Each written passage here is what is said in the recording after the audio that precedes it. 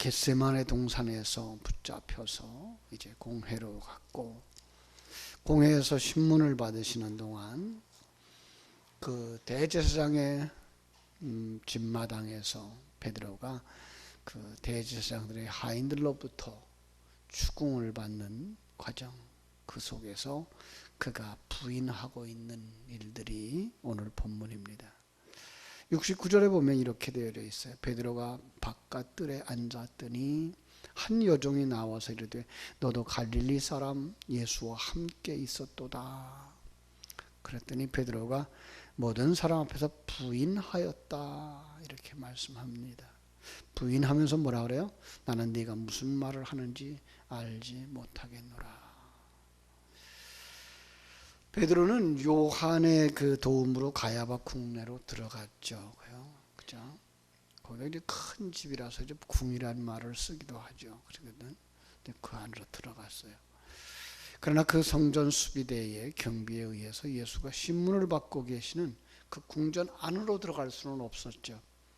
궁궐에 둘러싸여 하늘을 볼 수 있는 궁전 안마당에 앉아서 사내들인의 판결을 어떻게 진행되고 있는가를 보고 있는 건데, 그 과정 속에서 한 여종이 그 요한복음에 보면은 이제 궁으로 들여보내 주었던 그 여종이라고 되어져 있습니다만은 그 나와서 묻는 거야. 당신도 갈릴리 사람 예수와 함께 있었죠? 라고 얘기를 하는 거죠. 지난 시간에 그 베드로를 부인하게 될 거라고 예언하시는 주님의 음성을 들을 때 그 부분을 묵상하면서 왜 이 부인이 그렇게 강조되어지고 있는가 이야기를 했어요. 왜냐하면 아직 그는 거듭나지 못한 사람으로 등장하고 있기 때문에. 그래서 거듭나지 못한 사람들이 자기중심적인 사람이죠.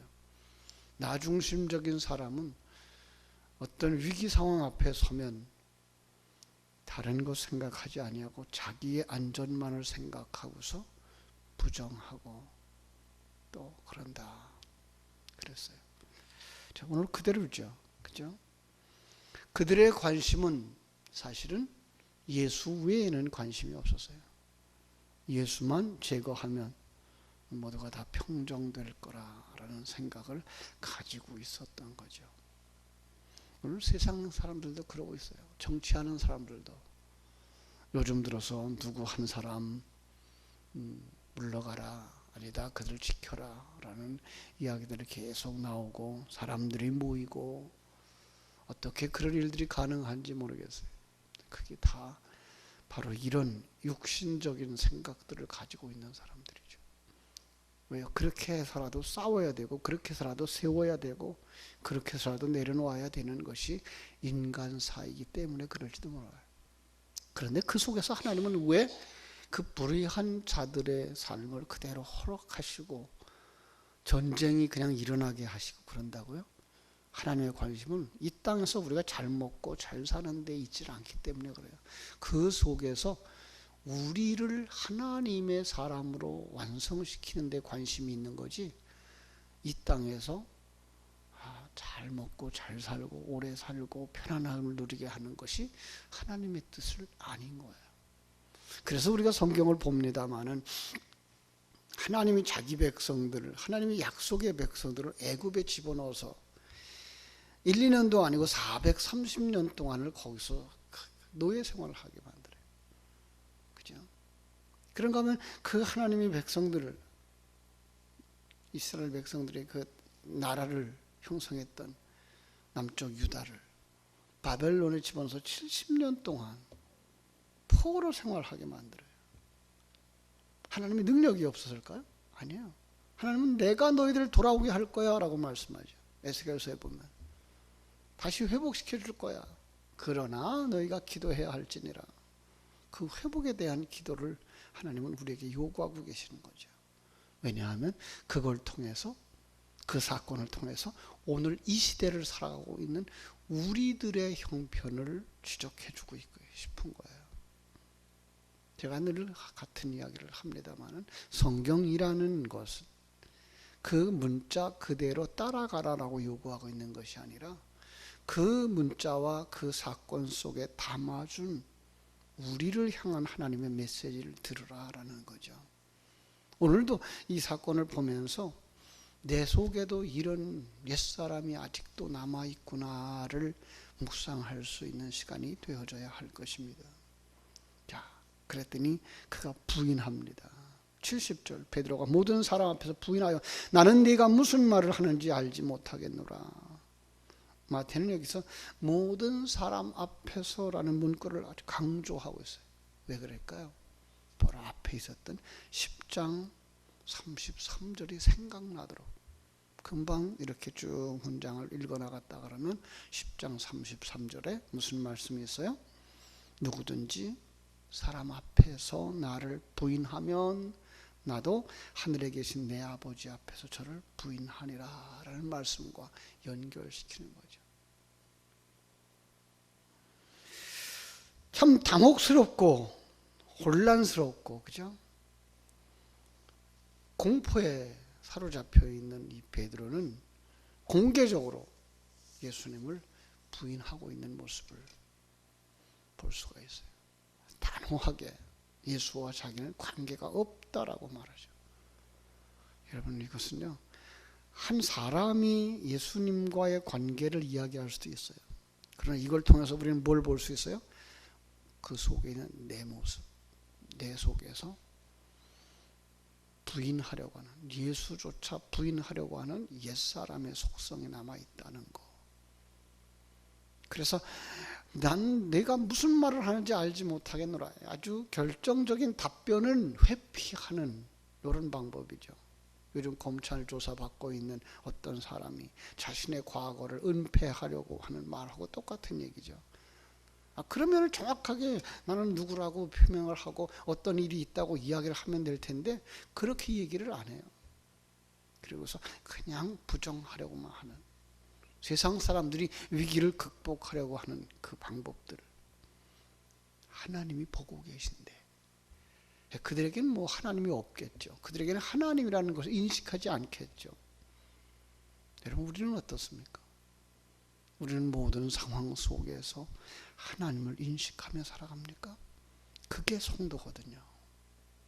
하나님이 보고 있다는 사실, 하나님이 함께 하신다는 사실, 우리는 하나님 앞에서 사는 존재라고 하는 사실을 우리가 인식하는 것이 필요한 거죠. 여기 나타나는 베드로의 부인은 뭘 보여줘요? 인간의 연약함. 인간이 연약하면, 아니 믿음이 없으면, 하나님의 생명이 아니면 이렇게 부인할 수밖에 없고 이렇게 겪어갈 수밖에 없는 부정적인 패배죠. 베드로는 이 치욕스러운 자기 부정적 패배로 인해서 한 단계 성숙의 과정으로 나아가죠. 아주 귀중한 시간을 가지는 거죠, 사실은. 제가 그런 얘기를 했어요. 자, 죄를 짓고 감옥에 간 사람은 정말 하나님이 그를 인도하지 않기 때문에 그럴까요? 아니요.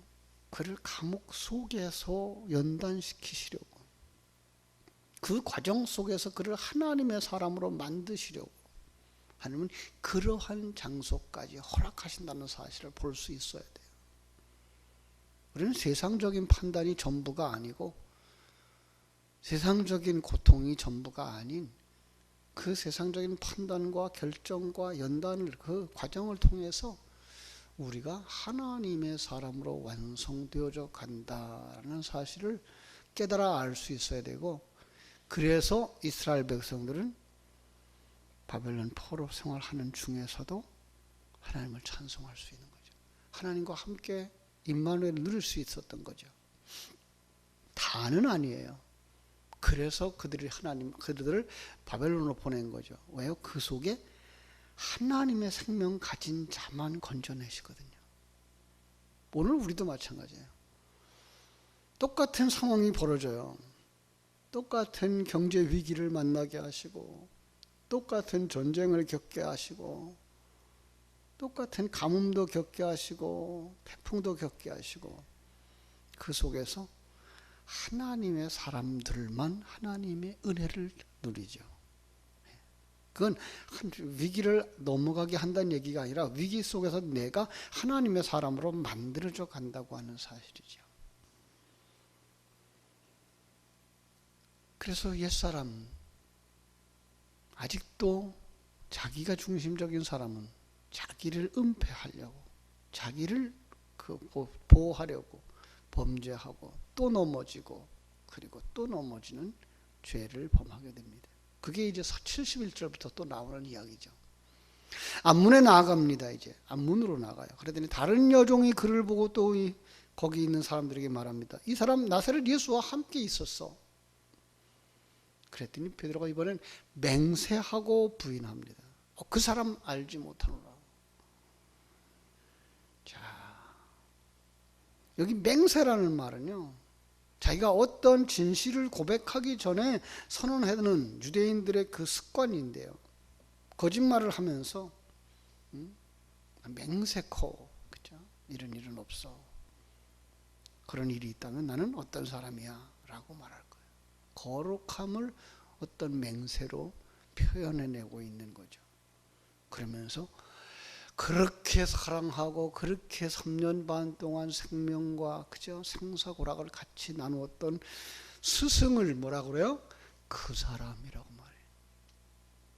경멸적인 표현인 거예요. 왜? 자기를 보호하려고. 요즘 정치권하고 똑같아요. 그죠?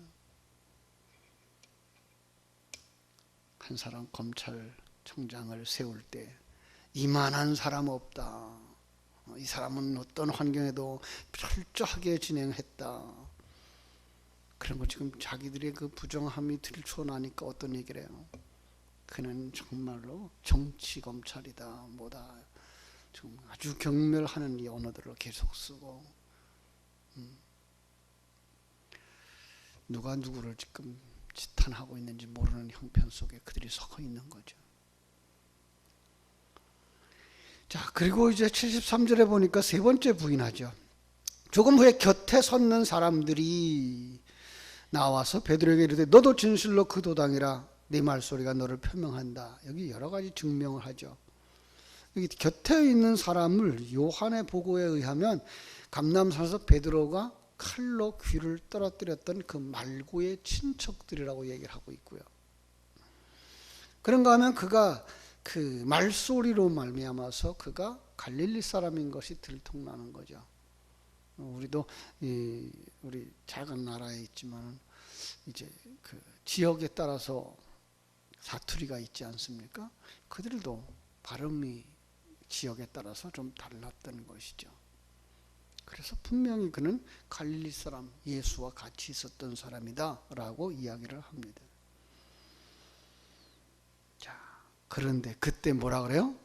그는 또 저주합니다. 그는 74절 저주하고 맹세하여 이르되 나는 그 사람을 알지 못하노라. 나는 그 사람을 알지 못하노라. 그랬더니 그때 닭이 울었다. 처음에는 부인하고요, 그 다음에는 맹세하면서 부인하고요, 마지막에는 뭐예요?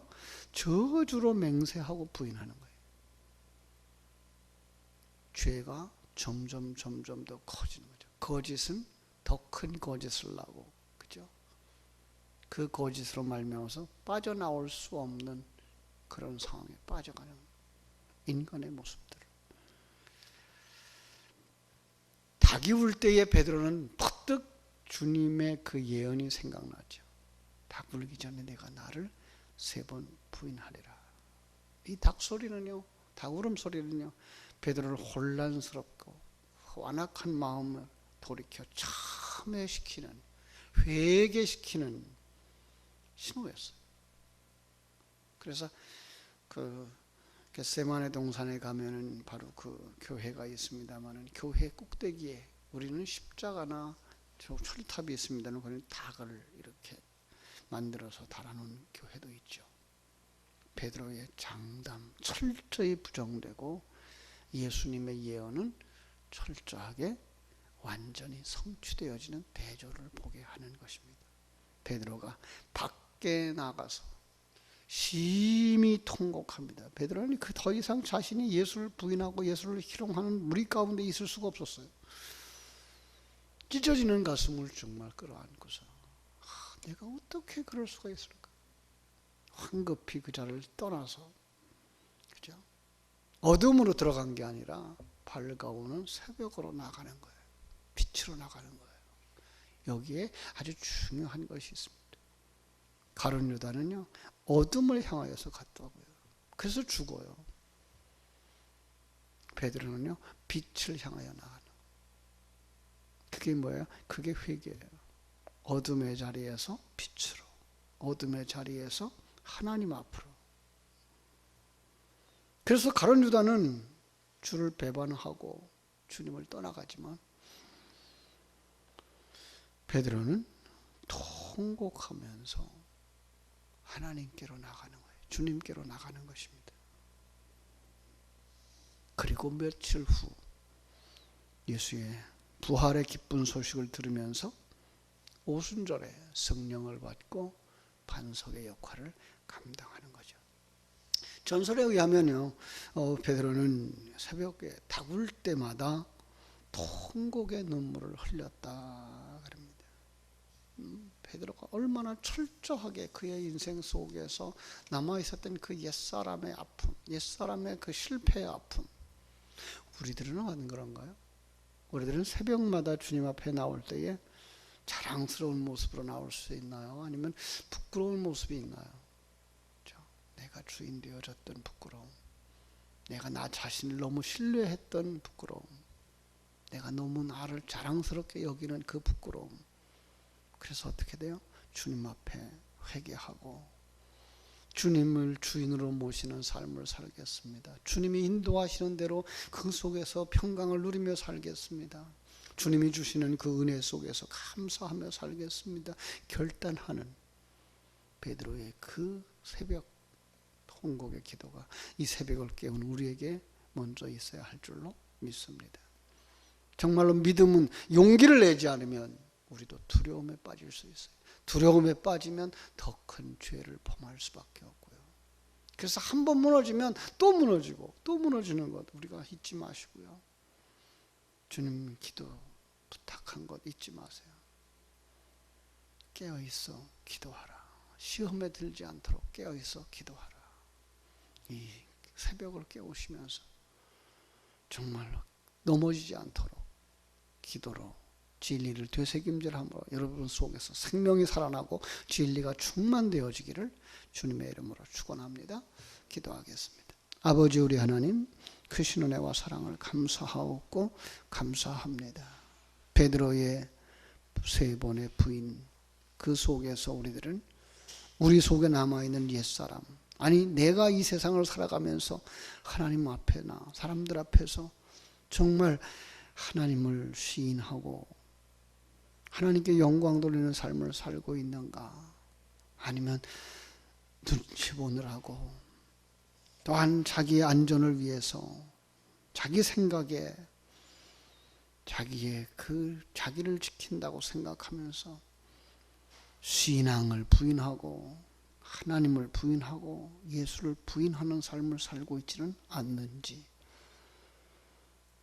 베드로의 세 번의 부인은 하룻밤새 일어나는 사건이지만 우리 속에 일어나고 있는 예수 부인의 삶은 하나님을 왕으로 섬기지 않는 삶은, 하나님을 주인이라고 고백하지 않는 삶은 매일 매 순간도 일어나고 있다는 사실을 깨달아 알고 새벽 다구는 그 닭울음 소리에 통곡했던 베드로를 기억하면서 매일매일 새벽마다 주님 앞에 엎드려 기도하는 저희들이 우리 속에 남아있는 죄악들을, 하나님을 부정하고 내가 주인 되어졌던 사건들을 고백하면서 십자가에서 흘려진 보혈의 피로 씻음받고 성장으로 나가고 성숙으로 나가 아버지 하나님이여 예수 부활의 소식을 듣고 성령의 강림하시는 그 은혜 속에서 성령 충만한 다음에 초대교회의 반석의 역할을 감당했던 베드로처럼 저희들이 변화되어져 주님의 교회를 든든히 세워가는 기도의 용사들이 되게 하여 주시고 주의 복음을 증거하는 참으로 전도의 증인들이 되게 하여 주시고, 무엇보다도 내 자녀들에게, 내 이웃들에게 하늘 생명을 전하는 축복의 통로요 생명의 통로들이 되도록 아버지여 우리를 사용하여 주시옵소서. 오늘도 저희들 주님 앞에 회개하며 기도할 때 십자가 위에서 흘려주신 보혈의 피로 씻어 깨끗게 하시고, 여기에 성령의 기름 부어 주셔서 강하고 담대한 증인들, 이 마지막 시대에 하나님의 영광을 드러내는 제2의 제3의 베드로들이 다 되게 하여 주시옵소서. 오늘 하루의 삶을 주님께 부탁드리며 거룩하신 예수님 이름으로 기도하옵나이다.